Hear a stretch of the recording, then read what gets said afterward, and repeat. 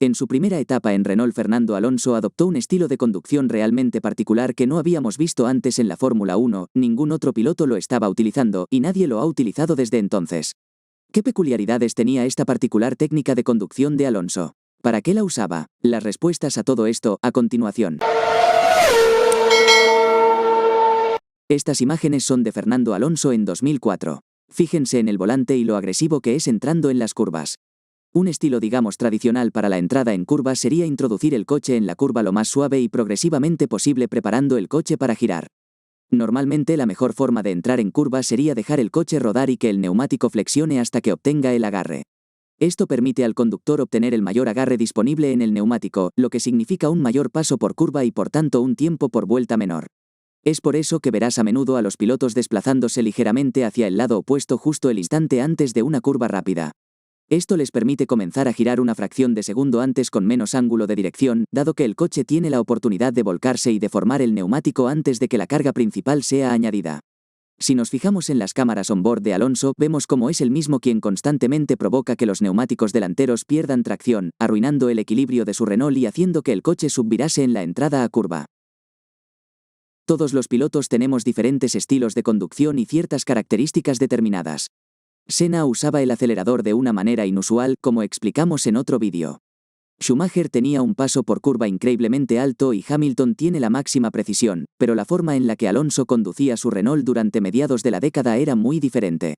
Teóricamente no parece un estilo muy eficiente, sin embargo, Alonso ganó el Campeonato del Mundo de Fórmula 1 en 2005 y 2006 utilizando esta técnica, así que obviamente hizo que este estilo inusual le funcionara, pero ¿cómo podría una técnica tan poco ortodoxa ser tan rápida? En primer lugar, es importante tener en cuenta las características del Renault de aquella época. Uno de sus puntos fuertes era que contaba con un tren trasero muy sólido y con un gran equilibrio, lo que significa que obtenía mucho agarre en los neumáticos traseros. Esto significaba que obtenía un gran rendimiento en las zonas de tracción, ganando ventajas sobre otros coches al acelerar tras curvas lentas o estrechas como las típicas horquillas. Renault también desarrolló en su parte trasera una suspensión muy inteligente en colaboración con su fabricante de neumáticos, Michelin, que hizo que obtuvieran un mejor rendimiento de las gomas. El otro fabricante de neumáticos en ese momento era Bridgestone, quien se decantó por una filosofía diferente de diseño. El neumático Bridgestone fue desarrollado principalmente con Ferrari, y en términos simples tenía una forma más redondeada que el Michelin. Esto favorecía entre otras cosas a que obtenían un flujo de aire más limpio desde los neumáticos aumentando la efectividad aerodinámica del coche. También destacar que era más difícil para el piloto sacar todo su rendimiento, pues apenas daba aviso al piloto cuando estaba a punto de perder el agarre. El Michelin, por otro lado, era un neumático con una forma digamos más cuadrada, lo que significa un mayor contacto sobre la superficie y más goma en la carretera. Sin embargo, esto fue a costa de una mayor perturbación aerodinámica proveniente de los neumáticos en comparación con los Bridgestone. Fernando Alonso y Renault encontraron la forma de utilizar este neumático mejor que ningún otro equipo, pero ¿cómo era exactamente esta particular técnica de conducción de Alonso? Se trata de inducir activamente o provocar intencionalmente el subviraje en el coche con una gran cantidad de ángulo de deslizamiento, obligando a los neumáticos delanteros a deslizarse en vez de rodar sobre el asfalto. El ángulo de deslizamiento en términos simples es la diferencia entre la dirección en la que apuntan los neumáticos y la dirección en la que apunta el coche. Con un gran ángulo de dirección y subviraje, el coche no gira todo lo que la dirección le guía. Eso es debido a que tiene un alto ángulo de deslizamiento. Volvamos a Alonso. Una vez que Alonso ha girado el volante y creado el subviraje, Alonso espera a que los neumáticos delanteros agarren de nuevo. Una vez que han mordido y cogido agarre, entonces Alonso elimina el exceso de ángulo de dirección y acelera para salir de la curva. Esto significa que durante el vértice y la salida de la curva el neumático tendría una mayor temperatura y ofrecería un mayor agarre. Recordemos que a mediados de los años 2000, los neumáticos eran más duraderos y estaban diseñados para durar una distancia de carrera completa, a diferencia de los actuales neumáticos Pirelli que tienden a degradarse con tan solo acercarse a la primera curva. Así que el truco de Alonso consistía en hacer que los neumáticos funcionaran más bruscamente en la parte inicial de la curva y obtuvieran esos grados de temperatura extra que le proporcionarían un mayor agarre. Luego Alonso hacía valer la excelente parte trasera del Renault para impulsar el coche en la salida de la curva.